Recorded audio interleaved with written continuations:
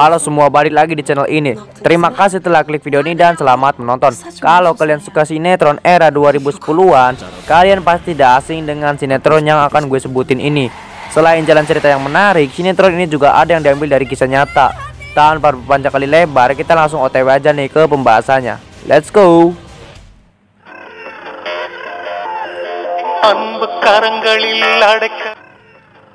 Utaran merupakan drama serial televisi India yang ditayangkan di India.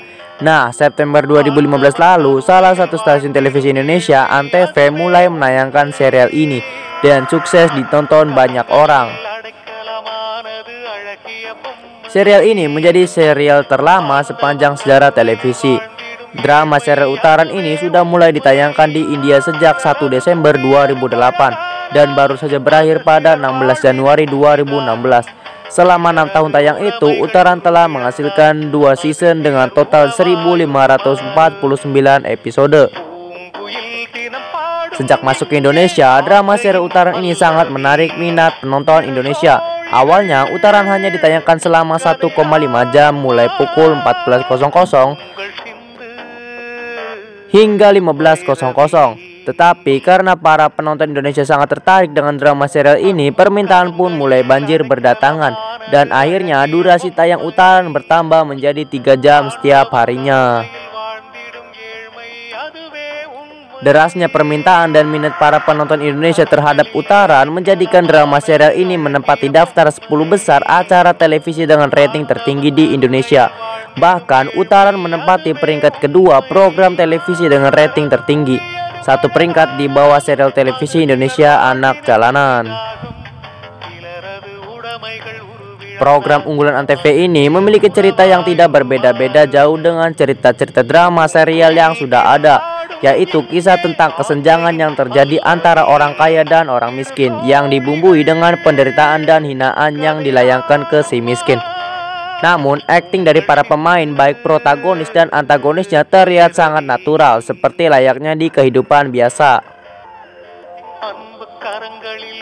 Nah, karena ratingnya tinggi dari penggemar yang membludak di Indonesia, membuat Antv berusaha untuk mendatangkan beberapa pemain Utaran ke Indonesia. Belum diketahui secara pasti siapa saja yang akan mampir ke Indonesia. Tetapi berdasarkan kode dari manajemen akuisisi dan distribusi Antv, Gunawan Goni, dalam tweetnya, pemain yang akan datang Maret 2016 yang lalu adalah Rasha Midisa selaku Tapasya, Tina Duta selaku Ica, Pratimi Kazmi selaku Sumitra, dan Nandi Sandu selaku Fir.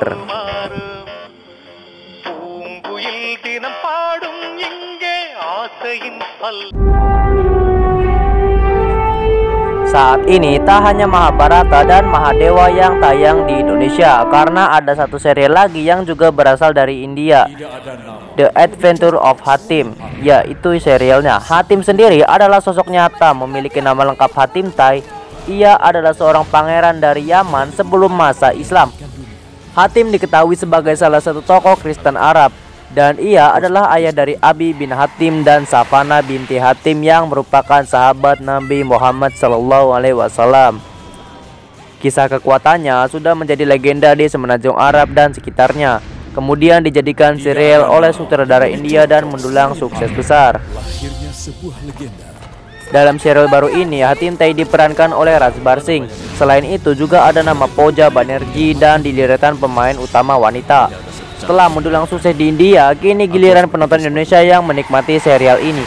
Ditayangkan di salah satu stasiun televisi swasta, akankah The Adventure of Hatim menuai kesuksesan seperti Mahabharata?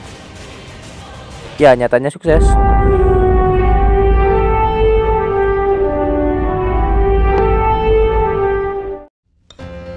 Bak uçak geliyor. Hadi bakalım aç ağzını. Hadi.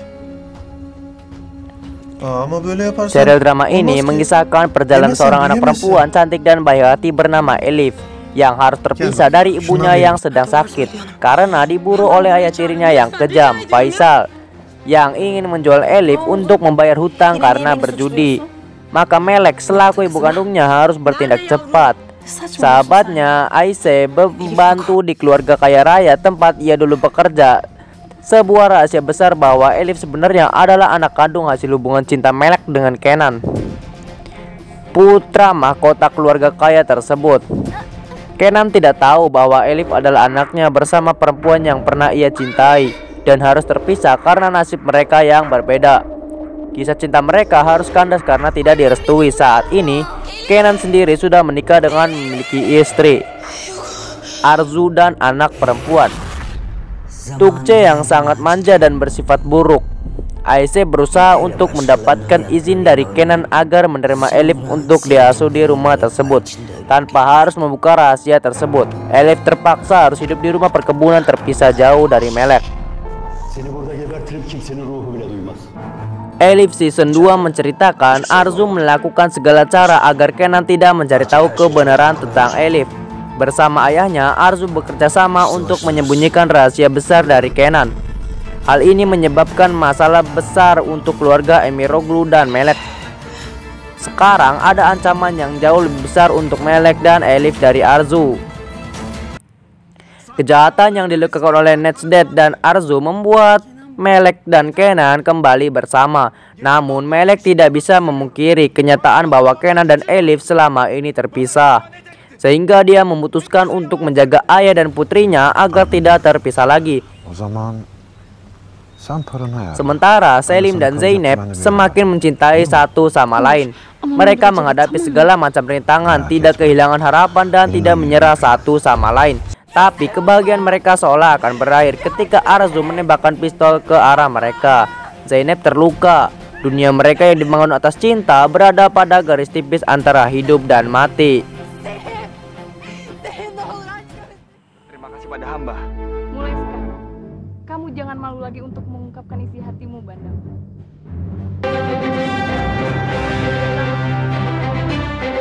Dan yang keempat atau yang terakhir ada tutur tenular. Di wilayah kekuasaan Singosari terdapat dua kadipaten Manguntur dan kadipaten Kurawan yang hanya dipisahkan oleh Sungai Berantas. Kedua kadipaten tersebut saling bermusuhan. Permusuhan itu memuncak ketika Respati yang merupakan pangeran dari kadipaten Kurawan membawa Lari Dewi Padmini yang merupakan putri dari Manguntur. Tumenggung Danayaksa dan Tumenggung Kebowinarang saling menyalahkan hingga akhirnya terjadilah perang dahsyat di antara dua kadipaten itu yang sangat mengakibatkan banjir darah di Sungai Berantas. Puluhan prajurit dari dua kadipaten itu menjadi korban ganasnya peperangan. Tanpa restu dari kedua orang tua mereka, Dewi Padmini dan Respati menikah hingga akhirnya Dewi Padmini melahirkan seorang anak.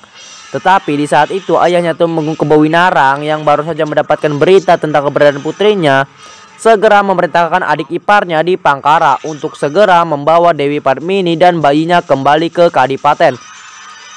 Sementara Respati harus dia dibunuh.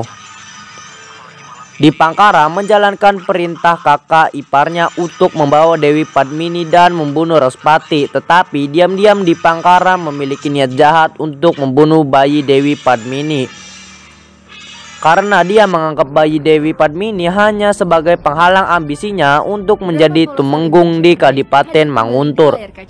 Tapi di saat di Pangkara ingin membunuh bayinya, tiba-tiba saja terjadi gempa dahsyat hingga mengakibatkan di Pangkara urung membunuh bayinya, karena dia mengira bayi itu sudah mati tertimpa reruntuhan bebatuan. Padahal belum.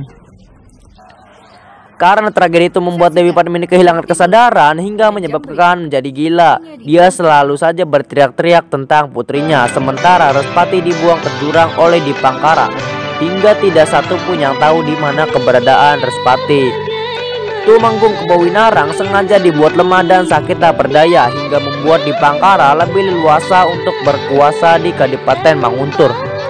Tanpa sepengetahuan di Pangkara, ternyata bayi itu masih hidup dan ditemukan oleh seorang kepala desa yang bernama Rekwuru.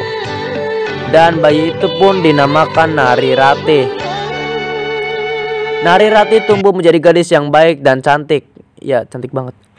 Tetapi sayangnya dia harus tinggal bersama ibu tirinya Kanti dan adik tirinya Parwati yang selalu saja menyiksanya. Satu hari Nari Rati hanyut terbawa derasnya Sungai Berantas. Tetapi kemudian datang Arya Kamandanu dan segera menolongnya. Dari pertemuan itu akhirnya tumbuh benih-benih cinta di hati mereka. Arya Kamandanu nekat datang ke Kadipaten Manguntur untuk menyamar dengan nama Bandawa mengejar cinta Nari Ratih. Tetapi di Kadipaten itu dia bertemu dengan Dyah Ayu Laksmi yang merupakan putri di Pangkara yang juga jatuh cinta pada Arya Kamandanu. Putri sombong itu selalu menggunakan segala cara untuk mendapatkan cinta Arya Kamandanu. Sementara itu Parwati juga mengejar-ngejar cinta Arya Kamandanu hingga membuat cinta Nari Ratih dan Arya Kamandanu jadi semakin sulit. Dengan mengenal Dyah Ayu Laksmi membuat Arya Kamandanu dijadikan orang kepercayaan di Pangkara dan diangkat menjadi kepala prajurit Manguntur yang bertugas menangkap si Topeng Hitam. Si Topeng Hitam dianggap sebagai pahlawan oleh orang-orang Manguntur karena dia selalu menolong orang-orang yang lemah. Sementara bagi keluarga istana Manguntur, si Topeng Hitam merupakan penjahat yang harus segera ditangkap. Akhirnya Arya Kamandanu menerima tawaran pekerjaan itu sambil membawa misi rahasia sebagai mata-mata di Kadipaten Manguntur. Dia selalu memantau gerak-gerik kejahatan di Pangkara untuk dilaporkannya kepada Tumenggung Danayaksa. Sebenarnya si Topeng Hitam itu adalah Byakta yang wajahnya begitu persis dengan Respati. Dia sengaja menyamar menjadi si Topeng Hitam dan sengaja mendekati Dewi Padmini untuk mendapatkan keris Gentala, cakra yang disimpan Kebo Winarang. Keris itu dipercaya memiliki kekuatan dahsyat. Siapapun yang memilikinya maka dia bisa menjadi pemimpin di kadipaten itu. Di Kadipaten Manguntur juga terjadi teror setiap saat malam bulan purnama. Di saat itu Dewi Sambi selalu muncul untuk menculik bayi-bayi yang baru saja dilahirkan. Wanita jahat itu juga tidak segan-segan untuk membunuh siapapun yang menghalanginya. Arya Kamandanu bertekad untuk menghentikan kejahatan Dewi Sambi meskipun nyawanya sendiri menjadi taruhannya. Tugas Arya Kamandanu jadi semakin berat. Dia harus bisa mengungkap siapa si Cadar Hitam. Dia juga harus bisa membentikan kejahatan Dewi Sambi. Belum lagi percintaannya dengan Nari Ratih yang mendapatkan banyak hambatan dari kakaknya sendiri, Arya Dwi Pangga, yang terkenal playboy yang ternyata juga menyukai Nari Ratih. Cinta Arya Kamandanu dan Nari Ratih bisa terus bersemi karena bantuan Lindu Sukma yang tidak lain adalah Respati yang hilang ingatan. Lelaki itu sama sekali tidak mengenal jati dirinya di masa lalu. Namun cinta Arya Kamandanu dan Nari Ratih harus mendapatkan banyak ujian dan rintangan dari Dyah Ayu Laksmi, Arya Dwi Pangga dan Parwati. Kempor uy.